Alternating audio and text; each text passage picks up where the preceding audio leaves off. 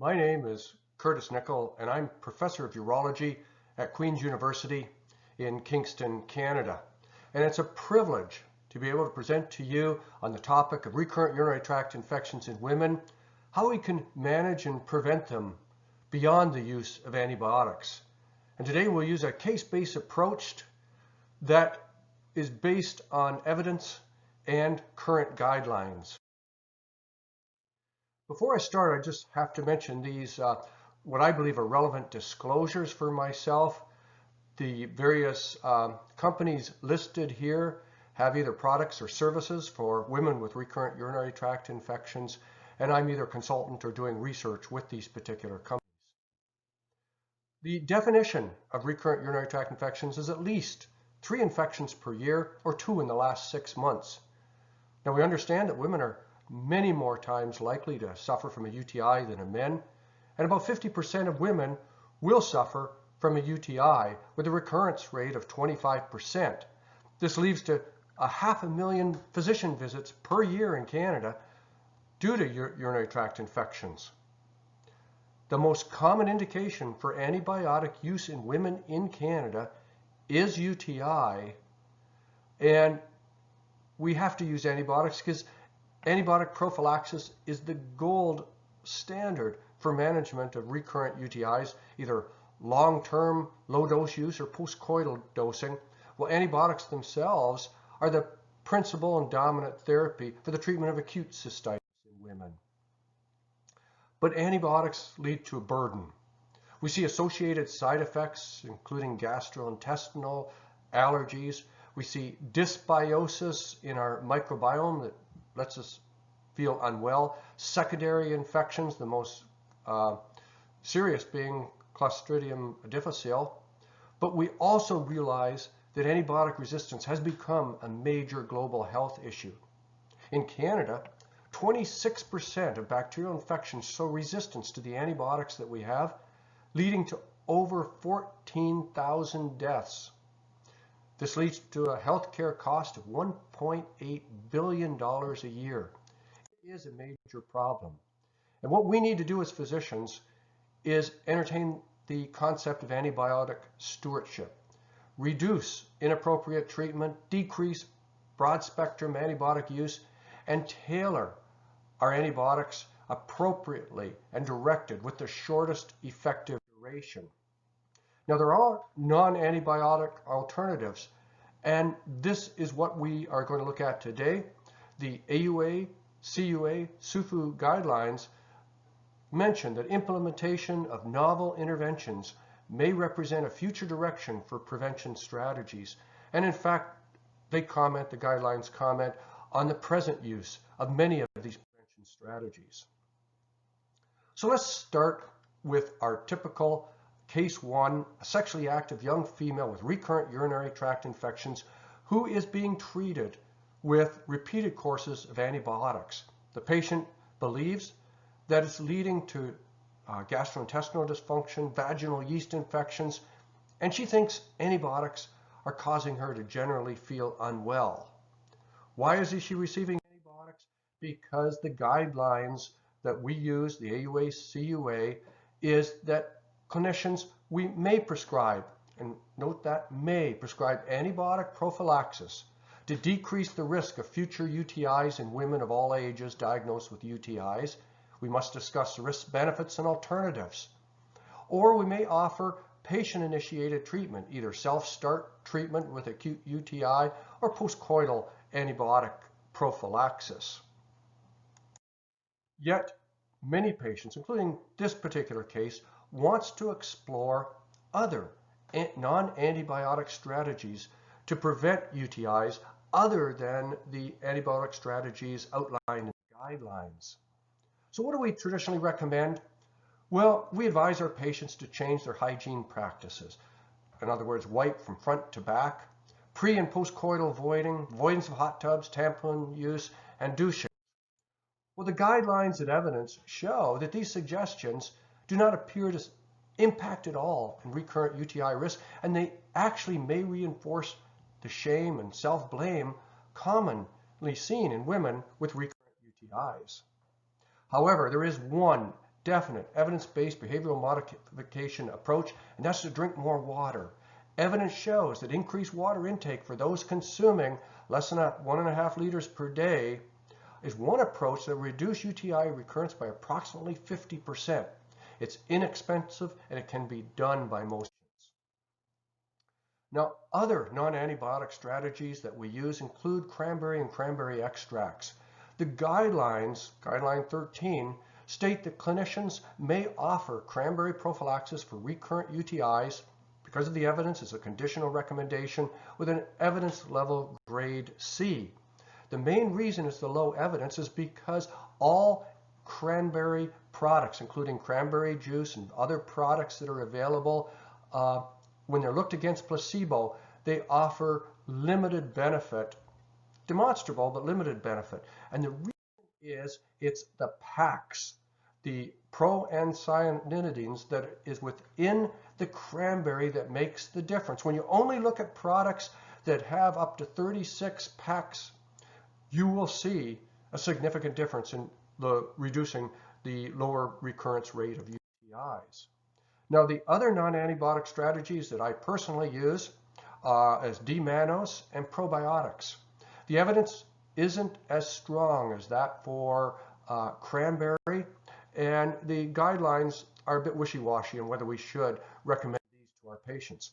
However, they do no harm, and the Cochrane database systematic review show that probiotics may in fact have some benefit in some patients, and certainly patients will embrace this type of probiotic approach.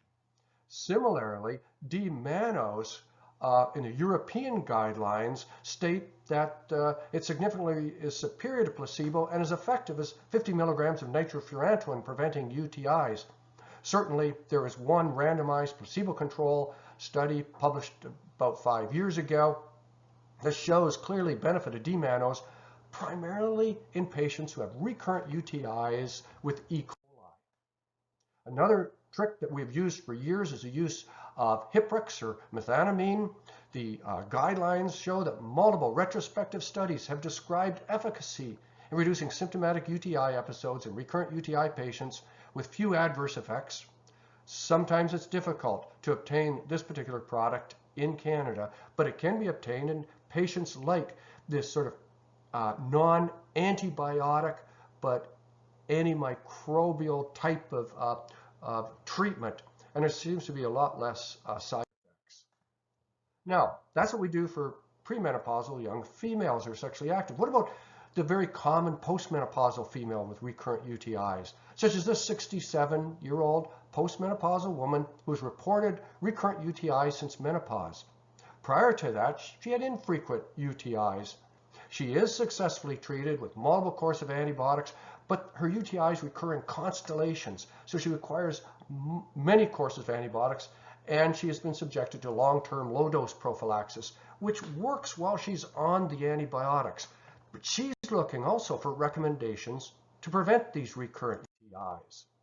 And one of them, evidence-based, and that's moderate recommendation, evidence level B, is that in postmenopausal women with recurrent UTIs, we should recommend vaginal estrogen therapy to reduce the risk of future UTIs. There's concern about estrogen therapy in terms of breast and other cancers, particularly if the patients had them, but vaginal estrogen therapy has few systemic side effects and has not been shown to increase cancer recurrence in women with cancers such as breast cancer. So remember, it's vaginal local estrogen therapy, not oral therapy. And there's a number of different ways to apply this local therapy, and the evidence doesn't show the benefit of one of these over the other. So they all will work equally as well. I personally also use other non-antibiotic prevention strategies with evidence, including probiotics, D-mannose, particularly for women who have recurrent E. coli UTIs, and the use of cranberry extract, making sure that it has at least 30 to 36 milligrams of PACs. Now, the future for recurrent urinary tract infection prevention, as far as I'm concerned, is going to be vaccines. There are a number of vaccines on the market, but not available in North America, Urivaxim being one, and Urimune being the other. What do the guidelines say about it? Well, the guidelines say implementation of novel technologies, such as vaccines for urinary pathogens, may represent a future direction for prevention strategies, and I truly believe that that's going to be the case. We just published in the CUAJ the evidence, a systematic review, and the use of a sublingual vaccine that may be available in Canada and North America within the next year or two. The results of this systemic review shows that in the two major comparative studies, which they compared the vaccine to antibiotics, there was a significant decrease in UTI rates in the ones on the Urimune sublingual vaccine compared to prophylactic antibiotics. This is a clearly superior benefit. There are three other studies. There were observational prospective studies with a hard endpoint of a UTI-free rate, and those UTI-free rates after vaccine ranged from 33 to 90%. It's safe. Out of all those treatment, 1,407 women who received Urimune in this systematic review, only 2 discontinued treatment because of side effects. This is available in special access programs in Europe and Australia and the UK, and over 20,000 patients have taken over 1.5 million doses with only 8 adverse reactions, and they were all mild to moderate. So it appears to be extremely safe. We are presently running in our institution a Canadian investigator-initiated study. It is Health Canada and local IRB approved early clinical experience study on treating women with recurrent UTI who are vaccinated with this particular vaccine.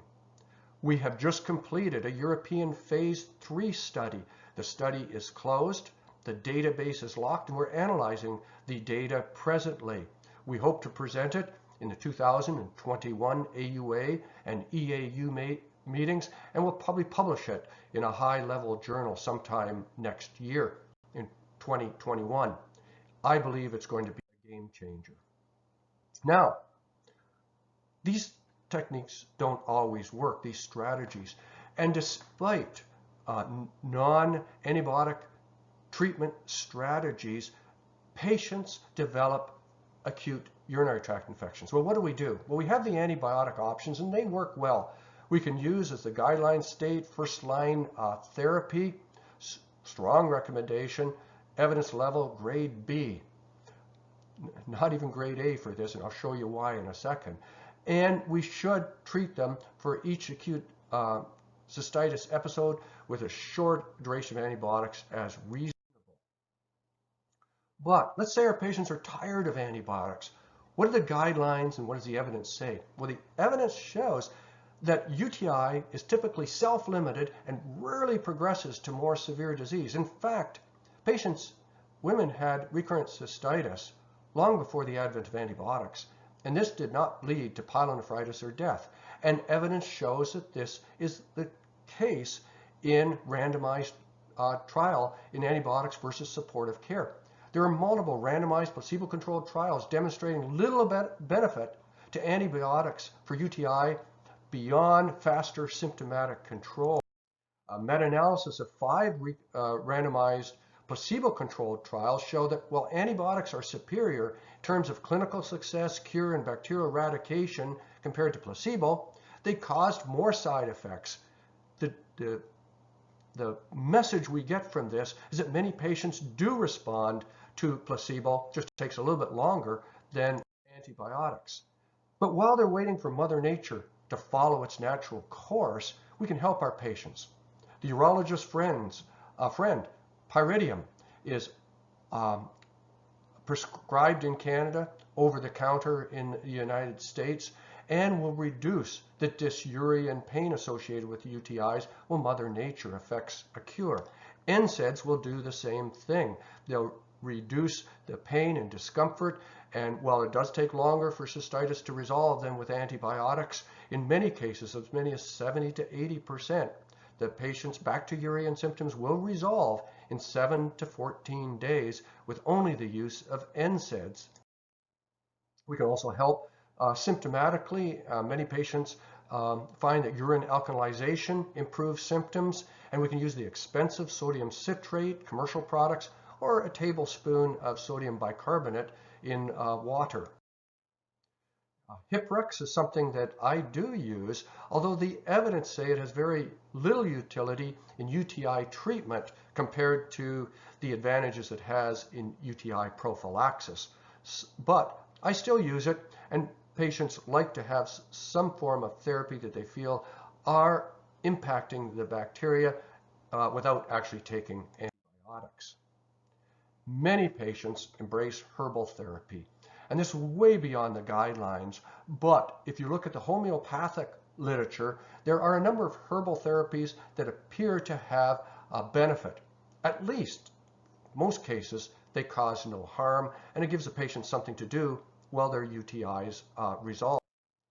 Many women nowadays are looking for health, exercise, diet that'll help. And certainly dietary approach, bladder-friendly diets, including foods with natural antibiotics, may benefit. Not a lot of evidence in scientific studies, but if you go on the internet, you'll find lots of anecdotal reports of patients finding significant benefit by changing their diet to a more bladder-friendly, natural antibiotic type diet. And I certainly embrace that, and we provide information to our patients regarding both herbal therapy and antibiotics. So, in summary, I want to end this with a simple question. Can we or should we be managing simple UTI, both its acute episodes and its recurrences, the same way we do the common influenza, with supportive care, vaccines, and no antibiotics? Now, I can't leave you just with that message, so I'm going to leave you with some presentation pearls, because you and I both realize that antibiotics for urinary tract infection must remain our primary intervention for most women. But antibiotic stewardship must be our priority. We understand, and we can explain to our patients, that females with simple cystitis survived before antibiotics, and we now have evidence-based strategies for preventing recurrent UTIs in females without antibiotics. And there may be strategies, as I outlined, to manage acute UTIs in females without antibiotics. But the reality is that most women with symptomatic UTIs and recurrent UTIs that cannot be prevented with alternative therapies will want episodic, prescriptive, self-start, or prophylactic antibiotic management. I hope that I've interested you in some of the management strategies that we use in our specific cystitis clinic, and that you might be able to use some of these in yours. Thank you very much for allowing me to the time to present this what I feel is a very important topic.